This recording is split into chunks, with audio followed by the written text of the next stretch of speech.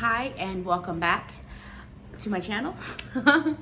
I decided to do a not follow-up video but a companion video to my TAHMEED Express review. I would like to be the person that doesn't just point out problems, give solutions. So if you're going to travel via bus, then these tips will help you. They'll also help you if you're flying. With flying, some of them won't apply, but on the bus, they'll definitely apply. Even if you're just doing a road trip, these are things that you could have in the car or on the bus or on the van, however you're doing it, that could help you. So, number one, this is for Tanzania specifically. I highly suggest Vodacom phone services.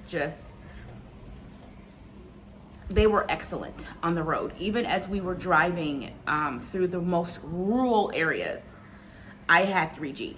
I think I may have lost service maybe once, maybe.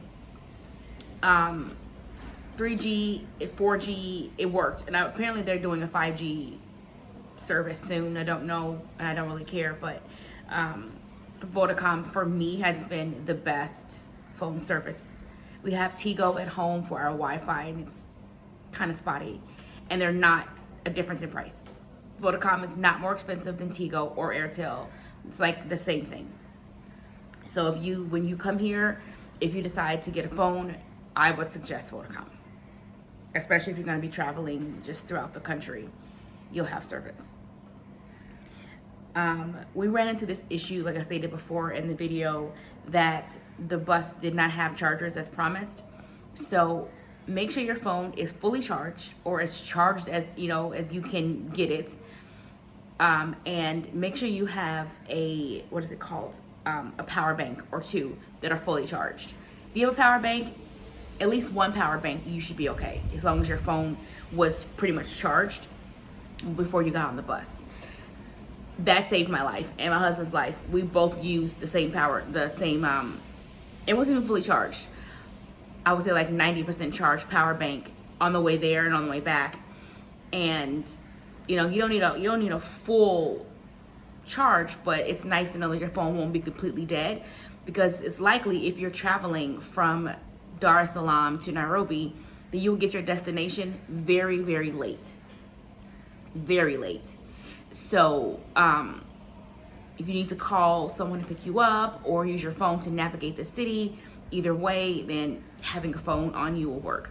Now, I can tell you the Vodacom does not work in Kenya. They have their own plans. So when we got there, how did we do it? When we got to Kenya, we were able to get Wi-Fi for a nearby building, which actually really helped. And we were able to call a Bolt, because they have Bolts both in Tanzania and in Kenya. So that's how we were able to use our phones. But if your phone's dead, it won't matter if there's Wi-Fi available. This actually randomly helped me while I was on the road. I didn't think about it before, but while I was on there, I was like, man, I'm using up like all my data while I'm out here, and I didn't have a whole lot. So I downloaded I subscribed to the free 30-day premium membership on YouTube. I'm looking down because I'm looking at my notes on YouTube. So I was able to download videos and songs really quickly, and I wouldn't use as much data watching them like regularly. So if you haven't already gotten the 30-day membership, that's a free trial. If you're gonna travel, save it. Save it to when you really need it. So now I don't need it, but I can download a lot of stuff maybe and use it a little bit later, who knows? Because we are planning on going to Bagamoyo soon. Even though Bagamoyo is only like a 2-hour drive, you never really know what you're gonna do when you're in the car. And most of us are on our phones more often than not. I would say pack 2 meals and some snacks and some beverages. You can buy food because the bus, at least TAHMEED does have a designated bus stop where you can go and get dinner or lunch or whatever time it is. But the food costs so much more than it costs in the city. And I mean on the Tanzania side. We got a quarter chicken, I think, with fries and coleslaw or lettuce, whatever, and it was 9,000 T shillings. Okay, well that would be like for maybe 5,000 T shillings in Dar. So you're paying almost double, if not double, for the food, and it wasn't even as good. Like it was dry.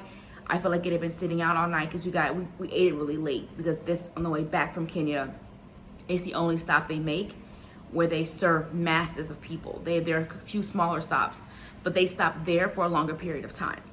So you're able to grab food and beverages and use the bathroom and stretch your legs and all that stuff. So pack those things if you can, just even if it's one meal, just something that you know you'll enjoy, something that'll keep you full, something that will not mess up your stomach, because those bathrooms on the road are You don't want to have to number 2 in those bathrooms. The hole in the ground squatty potties is what you're going to run into 90, 100% out of the time. You're not going to get the European toilet, as they call it. And a freebie is for the ladies and gentlemen. Bring some napkins to wipe your hands with the food. Also, if you have a wet nap to wipe your hands after you eat, or to wipe a surface that's not clean. It doesn't have to be antibacterial, just something that's wet that you're not, that you can toss in a trash can or back in your bag. And also bring some tissue, because there is never any tissue on the bathrooms on the road. Not one time. They barely even had soap. So if you can, I would suggest baby wipes. They're plentiful. And you get a lot. They even have little travel sized baby wipes, which is what I have. And so you can use them for your hands, clean a surface, or wipe your number 2. So definitely do that. And because the ride is so long and you may not want to get out at every stop, technically you should stop and stretch your legs every time the driver stops to stretch his legs. I don't always do that. I don't do it on road trips, and I didn't do it on my long haul flights from the U.S. to the continent, or from Tanzania to London. I didn't stretch my legs. I didn't feel the need to, but I did wear compression socks. The compression socks helped a lot. Oh boy, they helped a lot, because when you're sitting in that position where you're just kind of like a chair, blood just pools at your feet, and if you can't raise your feet, then you get swollen ankles, or apparently blood clots for some people. And then you're kind of, if you already have issues with that, then compression socks will help you while you're sitting on this long ride, even if you do get up and stretch your legs when the bus stops. And he doesn't stop every 2 hours. He stops whenever, like, I don't know what rhyme or reason. He stops at specific bus stops, and they're not spaced out for the convenience of the driver or the convenience of the passengers. A neck pillow. I'm a huge fan of the neck pillow, whether I'm traveling in a car on a road trip, on a bus on a road trip, or if I'm flying. Even if you don't need it, I say have it just in case you want to lean to the side. You can even put it in front of you. Do I have it on me? No. You can even put it, right here to catch your head from, constantly falling forward. To me, it's a good investment to get one. And to me, the best ones are the ones that are a little bit more structured, because then you can lay your head and you're not like while you're sleeping. So a compression pillow. a neck pillow.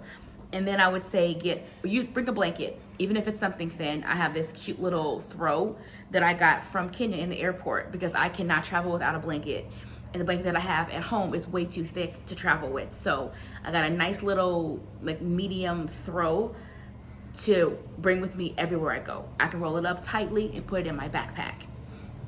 And if the bus is cold, you have this blanket. If it's hot, you can toss it off, or you can sit on it if you don't feel comfortable leaning against the seats. It really does help. And that leads me to dressing in layers, because there are times when the bus was really hot and times when our bus was really cold. So if you wear like a tank top for ladies with like a fleece or a zip up hoodie with leggings, to me are the most comfortable. I don't like to wear jeans when I travel, and I normally wear sandals. Even if it's cold, I have sandals, because I like to have my feet out. and I don't like have to put on gym shoes if I want to get up and leave the bus. It's too much effort. So I usually wear a sandal. Even with the compression socks, I just shove my feet in my sandals. I look like that person traveling wearing socks and sandals, but I was very comfortable. And then the last tip would be a backpack or a diaper bag backpack. I prefer a diaper bag backpack only because it has so many compartments, and normally it has a cooling, a little pouch to keep bottles from, what is the word? To keep bottles cold or cool. So you can buy a if like the one that I have, the front is there's a pouch in the front, and it flaps out, and then that whole part is meant for something cold. So you can even bring, another free tip, if you get a, what is it called? Oh, my brain. A freezer. Oh my gosh. What are those things called? Those freezer things? Ice pack. If you bring an ice pack, you can put it in the backpack and then put your items in front of it or behind it to keep them cool in the diaper bag. So that's one of my favorites. I've carried this backpack this entire time, and I got it specifically for when we came to Tanzania over a regular backpack, because you can keep things cooler in there. And it helps if you have a frozen bottle of water. Like, we bought lunch meat back from Kenya, because you cannot find sliced meat at a deli here in Tanzania. And then I also used it just to keep things cool in our bag. We made sandwiches for the safari that we went on. So let me know those are my tips. And if you have any tips that you would recommend for long haul travel. Long haul travel to me is anything over 10 hours. What about you?